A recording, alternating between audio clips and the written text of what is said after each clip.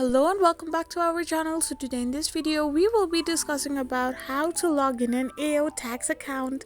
So without wasting much of our time, let's get straight into the video.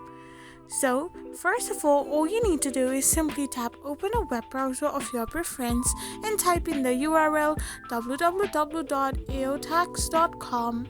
Once you do this, you will end up in the official website of AO Tax. So once you're in this page, you can simply translate it in English for ease and type in your email address and your password of your account. After you do so, you need to tap on the login button, and once you tap on the login button, you will get back your access to your account. However, if you don't have your login option or login credentials, you can simply tap on don't have an account and create an account first, or simply tap on forgot password if you have forgotten your password of your account. I hope you found this video helpful, so don't forget to hit that subscribe button and do give us a thumbs up.